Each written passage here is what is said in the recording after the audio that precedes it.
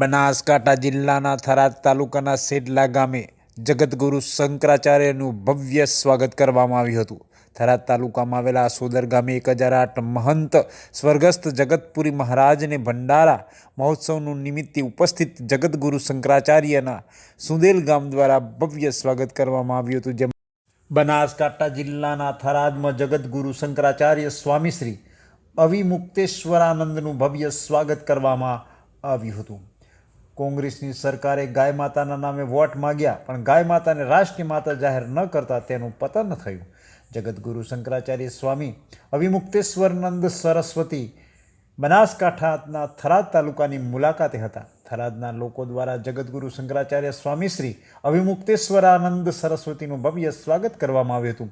બનાસની ધરતી પરથી જગતગુરુ શંકરાચાર્યએ ગાય માતાને રાષ્ટ્રીય માતા જાહેર કરો તેવું આહવાન કર્યું હતું. રાષ્ટ્રીય માતા જાહેર કરોના નારા પણ લગાવવામાં આવ્યા હતા. આજે જગતગુરુ શંકરાચાર્ય સ્વામીશ્રી અવિમુક્તેશ્વર સરસ્વતી બનાસ નદીના કાંઠે થરાદ ખાતે પહોંચ્યા હતા. થરાદના લોકો દ્વારા તેમનું ભવ્ય સ્વાગત કરવામાં આવ્યું હતું. થરાદમાં જગતગુરુ શંકરાચાર્યએ ગાય માતાને રાષ્ટ્રીય માતા જાહેર કરવા પણ તેમણે જણાવ્યું હતું. અને 10મી માર્ચના રોજ 10 કલાકે 10 મિનિટ સુધી ગાય માતા માટે ઘરની બહાર આવી રાષ્ટ્રીય માતા જાહેર કરોના નારા પણ લગાવવામાં આવ્યા હતા.